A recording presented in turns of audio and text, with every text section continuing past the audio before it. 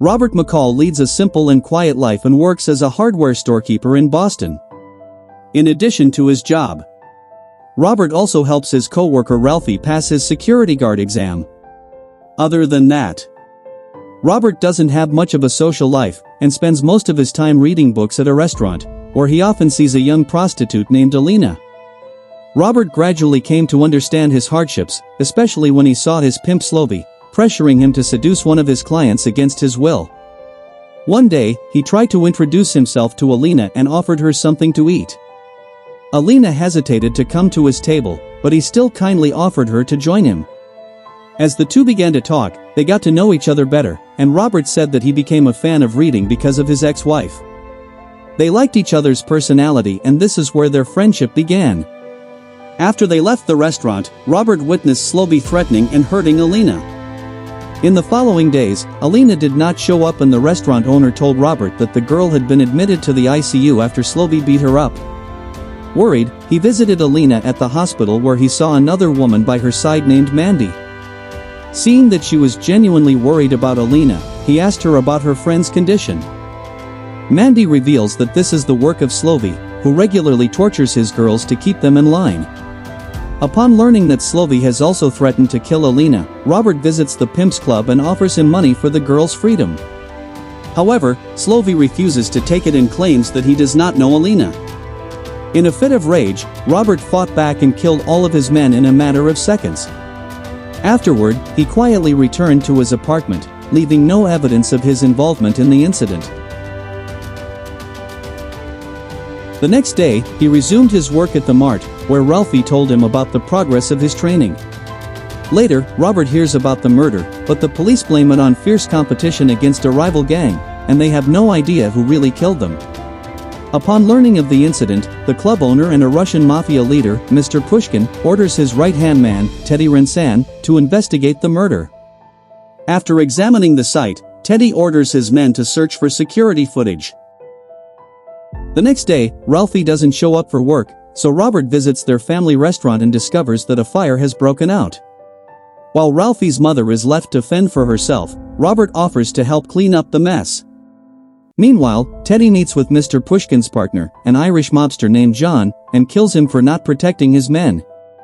Frank is also forced to kill some of John's men, but later protests his actions.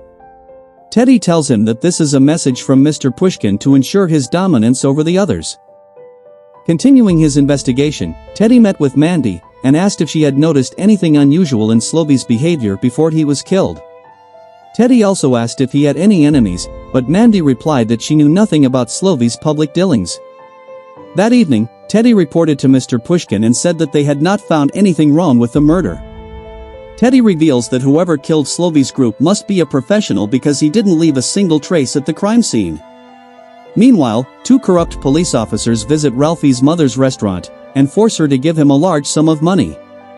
It turns out that they were the ones responsible for the fire that happened earlier, after Ralphie's mother refused to give it.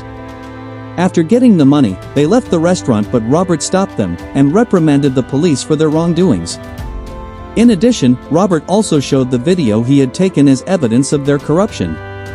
When the two police officers threatened him for interfering, Robert beat them up and ordered them to return the money they had taken from the restaurant. If they don't do this, Robert threatens to release the footage on social media. As a result, the two return the stolen money, allowing Ralphie to return to his job. Meanwhile, Teddy meets with Mandy again, where he forces her to reveal details about Robert.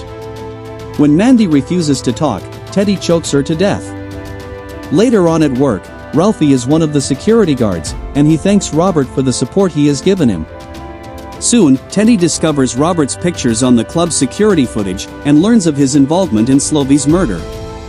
Teddy visits Robert's apartment, posing as a police officer investigating Slovy's case. He asks Robert if he knows Mandy and why he visited the club the night of the murder. To avoid suspicion, Robert replies that he was just there to meet his friend but couldn't find her. After their conversation, Teddy reveals to Frank his suspicions about Robert and plans to run a background check on him. Realizing that Teddy has already opened up to him, Robert begins securing his apartment. He leaves false trails to confuse them, and security cameras are set up throughout the house. The next day, Teddy sent his best friend to kill Robert at the restaurant but using his fighting skills. Robert quickly defeated him in just a few seconds while Teddy watched them from across the street. Then turned off the lights so no one could see him. Robert leaves the restaurant but takes a picture of Teddy before walking away. While being chased by the criminals, Robert attacks Frank Masters but is not stopped after noticing his police badge. In an effort to find Robert, Teddy raids his apartment and begins searching the area. Unbeknownst to them, Robert is watching them through security cameras planted all around the house. As they stand there pondering the evidence they have seen, Teddy realizes that this was all a setup by Robert and orders his team to immediately find him. The next day, Robert meets with Susan, his former colleague at the intelligence agency, and asks for information about Teddy. Susan's husband later said that they were very sad when Robert announced that he had died in a car explosion, but they were happy to see him alive. Susan collected information and informed Robert that Mr. Pushkin was involved in all kinds of illegal activities, from drugs to human trafficking. However, no one could touch him because he had connections to every government department. According to Susan, Teddy Renson's real name is Nikolai Yachenko, a former member of the Russian secret police. He now works as Mr. Pushkin's right-hand man and an enforcer of the Russian Mafia. He also has a police underling named Frank Masters, so Susan advises him to be careful because she knows Teddy will not stop until he is killed. The next morning, Susan asks Robert why he is so concerned about Alina and why he is looking for the girl's abusers. In response, Robert says that he is not that close to Alina, and that he only hunts down criminals because he can do it and he feels it is his responsibility. Susan realizes that this is the kind of work Robert wants, and this is why he left the special force to deal with things his own way. Susan thinks Robert's way of doing things is wrong, but she still supports his decision. After visiting Susan, Robert breaks into Frank's house and tortures the police to get information about Mr. Pushkin and his illegal activities. Frank is initially uncooperative but gives in after Robert tries to suffocate him in his own car. After obtaining the information, Frank took him to one of Mr. Pushkin's secret money laundering warehouses. After introducing himself as a new police officer on Mr. Pushkin's payroll, Robert ordered Andrei, the man in charge, to move all the money elsewhere because their recent location had been compromised, but Andrei didn't believe him. Seeing him confused, Robert tricked him and quickly grabbed his gun, causing him to become Robert's hostage and be forced to follow his orders.